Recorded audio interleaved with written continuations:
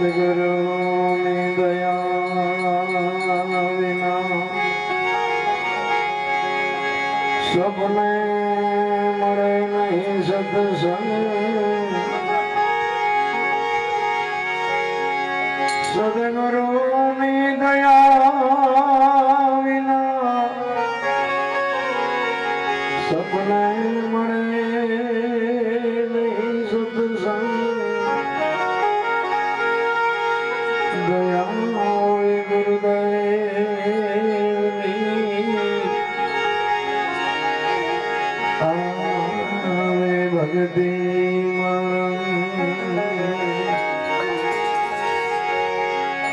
દયા હોય ગુરુદેવની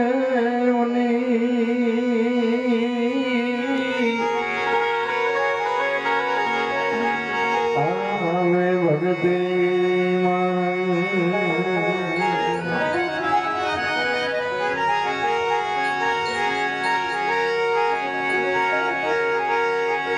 સદગુરુ ની પ્રતિમા પાડશે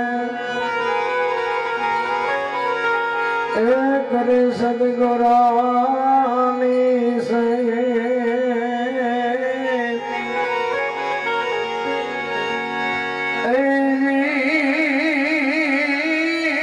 આખિર લગી રહેજો એકતા તો મનુષ્ય નહીં પણ દે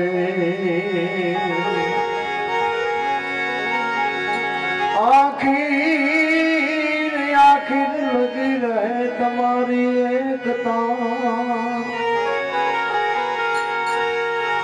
તો મનુષ્ય નહીં પણ દે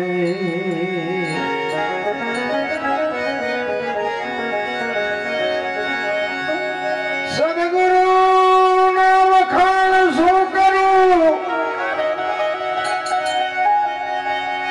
મુખથી કહો તો માપ ના આવે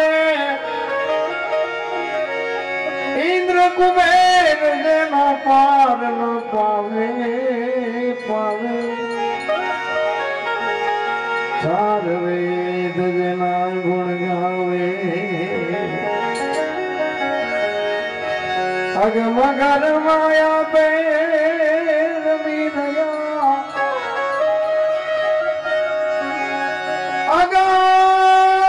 અગમ યગમ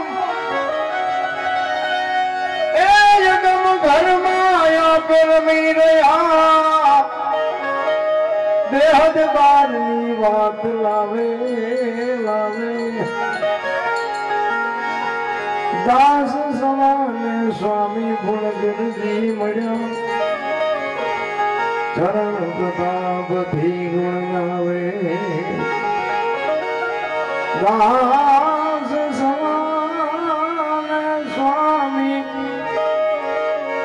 હે ફૂલગીરજી મળ્યા ચરણ પ્રતાપથી ગુણ ગાવે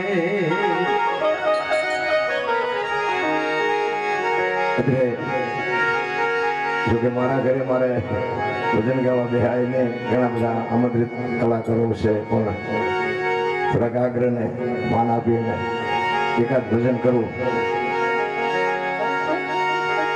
એક મારા માતાજીના મંદિરે મારી કુળદેવી મા વાકેશ્વરીના સાનિધ્યમાં યજ્ઞનું આયોજન ઘણા સમયથી મારી એક તમન્ના હતી અને આજ મારી એ તમન્ના માતાજીએ પૂરી કરી છે અને બધાએ પોતાનો કિંમતી સમય કાઢી અને બધા મારા આંગણે પધાર્યા બદલ બધાનો ખૂબ ખૂબ આભાર કારણ કે અત્યારે કોઈ ટાઈમ જ નથી પણ છતાંય બધાનો કિંમતી સમય કાઢી અને મારા આંગણે બધાએ આમંત્રણને માન આપીને આવ્યા એ બદલ બધાનો ખૂબ ખૂબ આભાર માનું છું અમે હજી કાલ સાંજે નક્કી કર્યું કે ભજન કરવા છે ને મારે મફાભાઈને એમને બધાને કીધું હવે તમારે બધું ભેગું કરવાનું છે અને મારું હજી આજની તારીખ સુધી કોઈ કામ ક્યારે અટક્યું નથી હમણાં રામભાઈ વાત કરીને આ એક ભરોસાની વિશ્વાસની વસ્તુ છે કારણ કે નહીં સમજાય ને નહીં સમજાય, જીવે ત્યાં સુધી નહીં સમજાય. આ સમજાય એવી વાત જ નથી, અને સમજાવું છે ને એ કોઈને કહેવા રાજી નથી.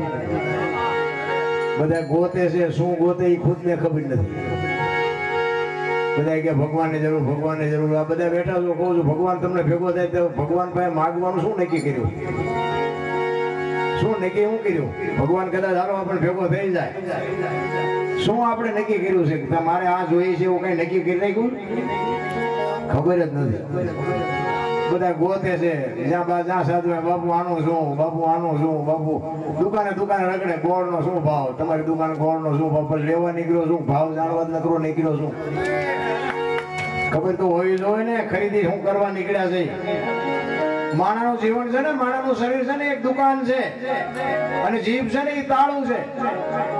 એ તાળું ખુલે ને પછી ખબર પડે કે આ દુકાન કોલસાની છે, હોનાની છે. એમ નામ કઈ ખબર નથી પડતી. આખી દુનિયામાં નકરા ડેકોરેશન દેખાય, બધા આપણને એમ જ થાય કે આ બધા માણા લાખ રૂપિયા છે. ના, બધા નથી. ચીથરા લુગડામાં બાપુ કોક સંત મળી જાય, અને હારા લુગડામાં શેતાન મળી જાય. વસ્તુ આખી જુદી છે, સમજી શકાય એવી વાત જ નથી. માનો પ્રસંગ છે એક મારી તમન્ના હતી કે આવું કંઈક મારે કરવું છે. જોકે મેં કર્યું એવું મારાથી બોલાય નહીં, પણ એમાં મારા દીકરા ત્રણેય અને એમના ઘરના બધા યજ્ઞમાં બેઠા હતા. પણ મારા ભાઈઓના દીકરા, મારા ગામના મહેમાનો બધા બાપુ કાંઈ કામ અટકવા જ નથી દીધું. મારે કોઈને કામ ચીંધવું નથી પડ્યું. બધાનો ખૂબ ખૂબ આભાર માનું છું. મારું કામ ઉજળું કરી આપ્યું તમે બધાએ. ભાઈઓના દીકરા દીકરીઓ બધા બાપુ પોતાના જ ઘરે કામ હોય એમ બધા મઠ્યા, અને મેં બધું જોયું. મારે ક્યાંય વાંકું નથી વળવું પડ્યું. મારા દીકરા તો બધા બેહી જ ગયા હતા, એ કઈ કામ કરે નહીં, પોઝિશનમાં નહોતા, કારણ કે બધા હવનમાં બેઠા. પણ ખરેખર દિલથી બધાનો આભાર માનું છું. કોઈ કામ મારું અટકું નથી, મારે કોઈને કહેવું નથી પડ્યું. ખરેખર તમારો જેટલો આભાર માનું એટલો ઓછો છે. પણ એક માનો પ્રસંગ છે, અને માના પ્રસંગમાં જયારે બધા એકત્રિત થયા એ જ મોટી વાત છે. હમણાં રામભાઈ માની વાત કરી ને, માં છે એ માં છે ભાઈ. મોઢે બોલો માં, હાથે નાનપણ સાંભળે મલક બધાની મજા, પછી કડવી લાગે કાગડા. માં તો માં છે. ભલામાં એકાક્ષરી મંત્ર છે. ઘરે ઘરે ઈશ્વરને એમ થયું કે ઘરે ઘરે હું નહીં પૂકી શકું, એટલે માનું સર્જન કરવું પડ્યું. માને પગે લાગીને જાવ ને, આખી જિંદગીમાં જો બાપુ ક્યાંય પગે લાગવાનો વારો આવે તો હું તમારો ગુલામ થઈ જાઉં. માને પગે લાગો, આખી દુનિયામાં ક્યાંય ન લાગવું પડે કોઈને. અને માને દુખી કર્યા પછી આખી દુનિયામાં પગે લાગો, ક્યાંય તમારું કામ થાય તો મને કહેજો. પગે લાગો તોય ન થાય. માં છે એ માં છે. જંગલના જે હરણા હતા ને, હરણાને કોઈ કવિએ પૂછ્યું, કલા તમે આટલું બધું કેવી રીતે દોડી શકો છો? કવિ પૂછે છે હરણને, તમે આટલું બધું દોડો છો કેવી રીતે? ત્યારે હરણીનું બચ્ચું હતું ને, બચાએ કીધું કવિરાજ તમારે સાંભળવું છે, તમે આટલું બધું કેમ દોડી શકી છે? તો કે હા. તેથી એક હરણીનું બચ્ચું એમ બોલે, કવિરાજ મારી માના પેટમાંથી બહાર પીડ્યા પછી મારા પેટમાં મારી માના ધાવણની શેડ એક મારા મોઢામાં પડી જાય, પાણી પતા ઘોડા મૂકી દેજે, અને જો આંબા દઉં તો મારી માનું ધાવણ લાજે. ઈ માં તમે હું બાપુ જો માને સમજી ન હકી તો જિંદગીમાં આવ્યા જ નથી. લખી લેજો. માં તો માં છે. મેં એક જગ્યાએ પ્રસંગ સાંભળ્યો હતો. મને ખરેખર મારો ખાસ મિત્ર છે, એને મને વાત કરેલી કે અમારા રામાપીર નું આખ્યાન રમતા હતા. રામાપીર ના આખ્યાન માં તો બધા પાત્ર પહેરીને બધા આવતા હોય. ભેરવાનું રામાપીર નું બે નું આવે, ઝઘડાનું આવે ને, રામાપીર ભેરવાન મારી નાખે. એટલે બધા આવતા હોય, કઈ ભેરો ન આવે, ભેરો બીજા માર્ગેથી આવે ને, બધા આઈનકોર થી આવતા છે. ભેરો નો ટાઈમ થયો આવ્યો આઈનકોર થી. હવે ભેરવાને તો જોયો હોય, બધાને ખબર હોય એ ડેકોરેશન જેવું હોય, પીસા ને કાળો કલર ને, હાથમાં હળગતા કાકડા ને, એક હાથમાં કેરોસીન નો બાટલો ને, ફુવારા કરતો આવે. ટોકરા ને ઘૂઘરા ને બાંધેલા, 2 ડગલા આગળ હાલે, 2 ડગલા વાયા હાલે. અને પાત્ર ભજવવા નીકળ્યો હોય તો બાપુ એની મહેનત તો પૂરેપૂરી કરે જ. એમના 2 ડગલા આગળ ને પાછળ હે હાડ કરતો આવતો હતો. એમાં એક ડેલી હતી ને, ડેલી ની ઓટલો હતો ને, ઓટલા ની હેઠે કૂતરી વિયાણેલી. કૂતરી આમ જોઈ જઈ હવે કૂતરું બિચારો આવા કપડા પહેરીને આવી તો ઓળખી તો ન કે માણસ છે અને કૂતરી બાપુ આમ નજર કરીને એને ઈ બજારેથી આવતું હતું કૂતરીને એમ થયું કે આ મારા બચ્ચા હાટું જ આવે છે જો માં કોને કહેવાય એની વાત છે મારા બચ્ચાને ખાવા ને લઈ લેવા કે મારી નાખવા જ આવે છે પણ બાપુ ઈ જનેતા એમ કહેતી કે હું જીવતી હોય ત્યાં સુધી મારા દીકરાને મારા બચ્ચા સુધી ભૂગવાનું ડોગા એક તીર થઈ ગયા ત્યારબાદ ખબર જ નથી કે મારા સામું નિશાન માંડીને બેઠી છે અને ધીરે ધીરે આવતો હતો ને બાપુ થોડુંક શેટું રહ્યું ને અને પછી અર્જુનના ધનુષમાંથી બાણ છૂટે ને એમ કૂતરી છૂટી ઈ ભેરવાના હાથમાંથી કાકડાએ પડી ગયા અને કેરોસીન પડી ગયો બાપુ ઈ જે ગયો છે ગામમાંથી અને બહાર જઈને પછી રાડું પડતો હતો રામાપીર ને ગયો અહીં આવીને મને મારવો મારી નાખે ને કૂતરી મને મારી નાખશે આ માં એને ખબર નહોતી કે આ માણા છે એના કરતા મોટો હતો એને ખબર હતી કે આ હું એના ભેગી થઈશ ને એટલે મને આ મારી જ નાખવાની છે પણ હું જીવતી છું ત્યાં સુધી મારા બચ્ચા સુધી ન જવા દઉં ઈ માં તો માં છે પેલા પ્રસંગ મારો ખૂબ જ ઉજળો થઈ ગયો છે એકાદ ભજન હું કરી અને પછી હજી મારા થાનથી મારા મિત્ર બધા આવ્યા છે એ સિવાયના બીજા ઘણા બધા હશે આપણે બધા વારા પરથી સાંભળ્યું મારા અરુણ મારો દીકરો ગાય છે બધા સાંભળેલો છે એને આપણે સાંભળશું પણ એકાદ વાણી કરી અને પછી મારી વાણીને વિરામ આપી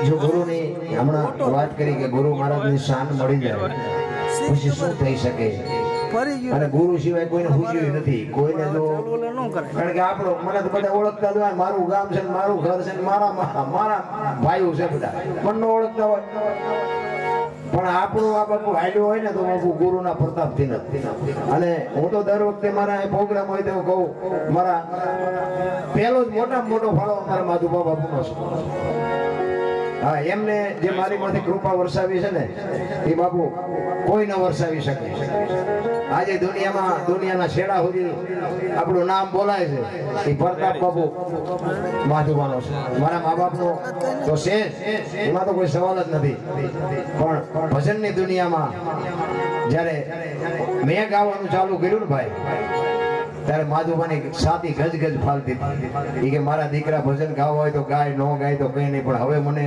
ભરોસો છે કે મારા કાકાનો દીકરો મારું નામ રાખશે બાપુ એટલો બધો મારા ઉપર એમને ગર્વ હતો અને હું આજે હું કોઈ તમને વખાણ કરવાની વાત નથી પણ હું કોઈ પણ સ્ટેજ ઉપર ચડું ગમે આ દુનિયાના છેડે પણ હું એક મારી માં એક મારા બાપ અને એક માધુબા એક મારો ગુરુ આ ચારને સંભાળ્યા પહેલા હું કોઈ દી સ્ટેજ માથે પેટી માથે હું બેહતો નથી બાપુ મનોમય હું ચારીને હું આજની તારીખમાં હું પછી 5 લાખ માણસનું ઓડિયન્સ હોય તોય ભલે અને 100 જણાનું ઓડિયન્સ હોય તોય ભલે હું જે સ્ટેજ ઉપર ચડું મેં બાપુ કદાચ કોકવાર ભૂલ થઈ વખત સુધી વાત છે બાકી આ ચારને મેં કોઈ દી યાદ કર્યા સિવાય હું કોઈ દી પેટી ઉપર બેઠો નથી આજે મારું ધ્યાન રાખે છે ને આજે દુનિયામાં મારું નામ થતું જાય છે ને એ બાપુ પ્રતાપ એનો છે મારો નથી મારો પ્રતાપ તો બાપુ કેટલો છે તો મારી પેઢીમાં જો ઉતરે તો મને એમ થાય કે મારું કઈ વાવેલું ઉઈ ગયું બાકી આ મારી પાસે જે છે ને એ તો બાપુ મારા મા બાપનું મારા ભાઈનું મારા ગુરુનું વાવેલું છે બાકી મારું વાવેલું હજી ઠીક છે મને દેખાય છે અટાણે પણ હવે ઝાડવું કેવડું થાય એ તો મારો રામ જાણે એ હું અટાણે ના કહી શકું